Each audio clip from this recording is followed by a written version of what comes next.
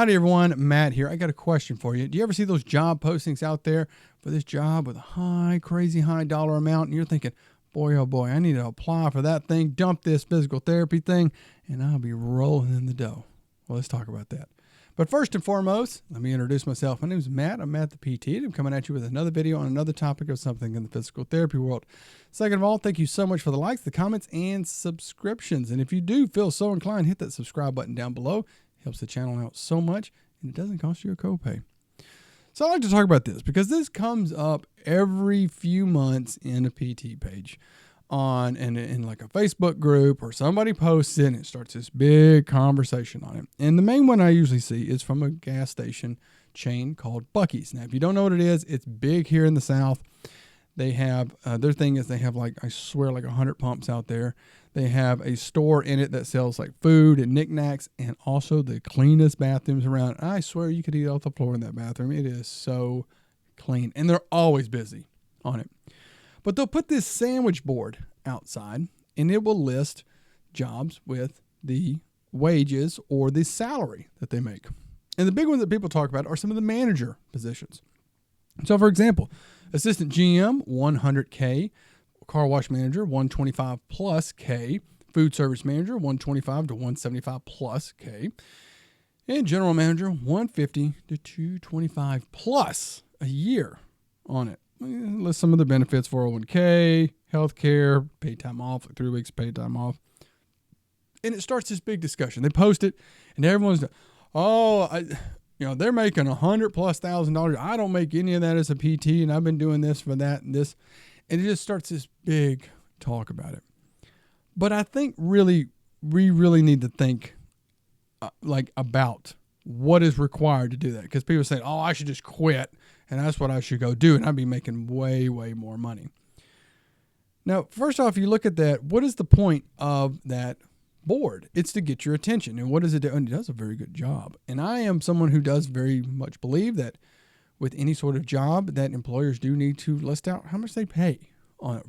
First and foremost, it needs to be right up front, because it's not worth your time to be applying and trying to get into a job that you're not going to make a dollar amount that you need to live, because we all have expenses and needs and wants that we need money for. And if you're just going to go through a hiring process that's weeks long only to find out that it's not going to be anywhere near what you're thinking, no, I'm not even going to waste my time on it. So I do think that is good to do, that you want to have that first and foremost. But let me ask you this question. For those manager positions, who are they hiring for that position, and who's most likely going to get that job on it? Well, first off, we have to think how many of these positions are actually open as well. Was each store has one general manager? They probably have a few assistant managers, and then there's only a handful of these jobs out there, really, on it. And like I said, who are they going to hire for it?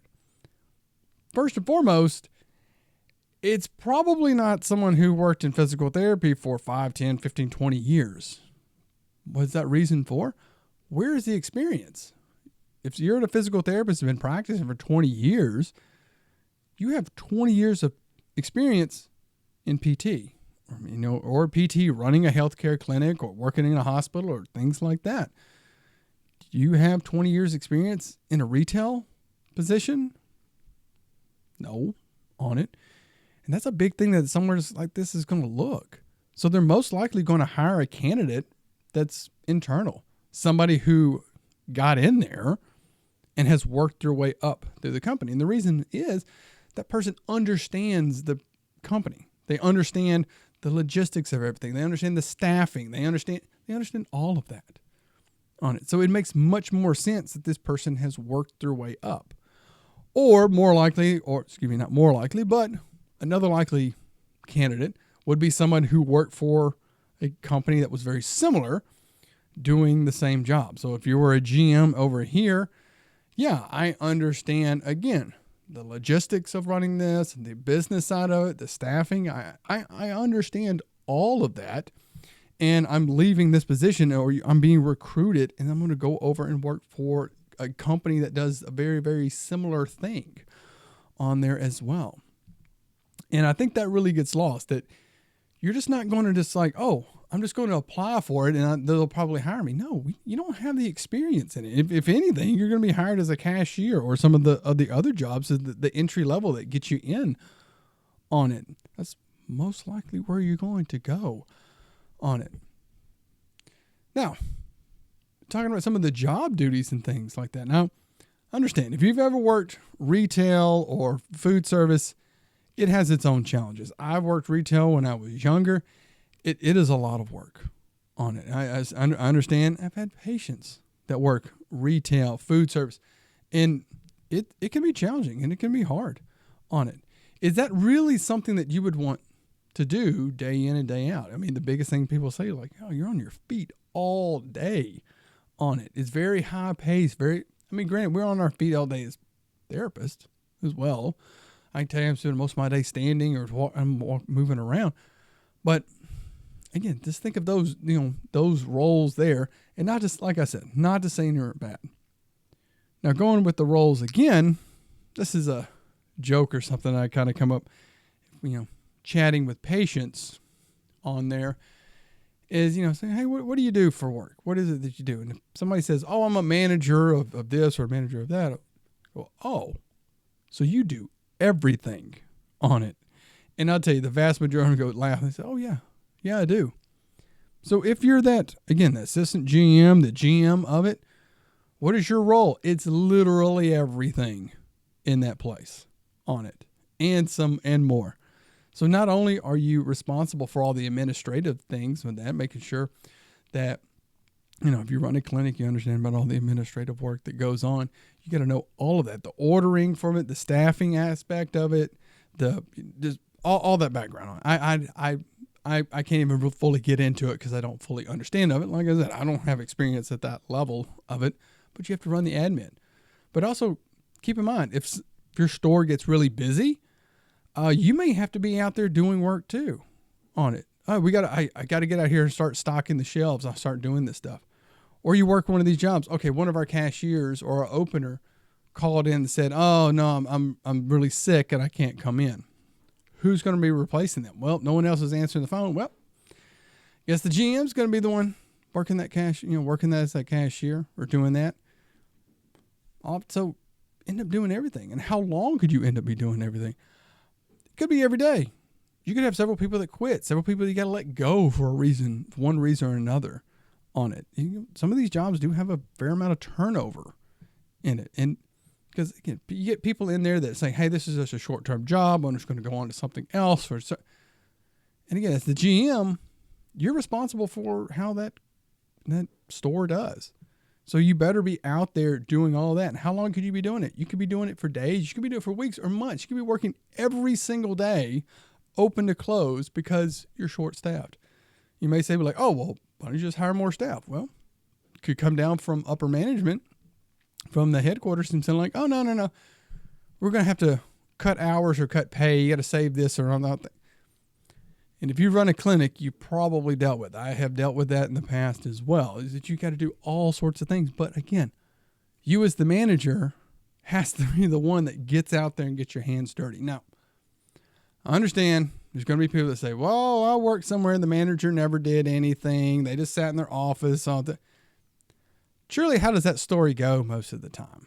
That manager usually never does very much on it. They sometimes get fired on it. Yeah, that type of stuff comes up.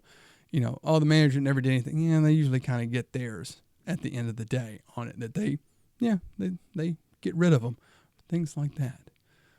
Now, I'll finish up with talking about this. Now, I'm not, like I said, I'm not saying that this is bad. Some people love this. Some people enjoy doing it. But there's some things that we got to really keep in mind. But what can you do as a physical therapist or a physical therapist assistant? One benefit that we have with our jobs is that typically we're always going to be in demand. We can always find some sort of job, work, things like that. Can you really move around a whole lot as a GM on it? I mean, I could see you get into management. Yeah, you could, switch stores and things like that. But really, you may just have to stay in a retail type job because that's where all your experience is. But what can we do as PTs? Well, if I up and move, and this was something I've told people for a long time because that's what was told to me. I said, with my license, if I up and move, I could walk into a hospital and say, hey, do you have any kind of jobs open? I could find work really easily because I have my license. It may not be in what I want, but I could find the job and make a decent amount of money at some level, part-time, PRN, full-time. Like I said, it may not be in the setting I want, but I can do something while I'm looking for something else that carries over. So I do have that benefit on it, that I can find something. Whereas unfortunately, with maybe some of these jobs may not have a lot of carryover to other things where I can't switch in and out. Whereas we do have that benefit. So all that being said, it really comes up. And this is something that, like, again, seeing with patients, and if you've chatted with your patients over the years that have their job, like I said, I've treated so many people in so many jobs. So I hear this from people. They always talk about the negatives of their job that they're at now. Oh, the hours are here. The management's like this. The pay is this. This.